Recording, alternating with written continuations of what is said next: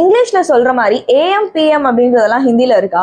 எப்படி நம்ம அதை மென்ஷன் பண்றதுக்கு? இப்போ 6 AM அப்படின்னா நம்ம எப்படி சொல்லணும், 6 PM அப்படின்னா எப்படி சொல்லணும் அப்படின்றத யோசிச்சிருக்கீங்களா?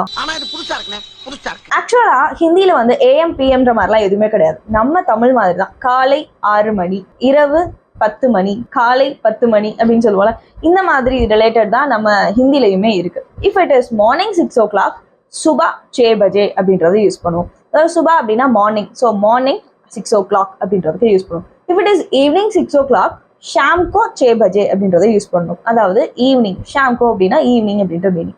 மத்தியானம் 2 மணி அப்படின்னா தோபஹர் 2 பஜே அப்படின்றத யூஸ் பண்ணணும். ஸோ சுபா ஆர் சபேரே யூஸ் பண்ணிக்கலாம் மார்னிங், தோபஹர் ஆஃப்டர்நூன், ஷாம்கோ ஈவினிங், ராத் நைட். ஸோ அந்த காலங்களை வச்சு தான் நம்ம டைமை வந்து அடுத்து சொல்ற மாதிரி இருக்கும். ஏஎம்பிஎம் ஹிந்தியில கிடையாது, தமிழ் மாதிரியே. ரொம்ப வீடியோ லைக் திஸ் नीचे फॉलो करो online spoken Hindi class Dwarka Hindi institute. Thank you.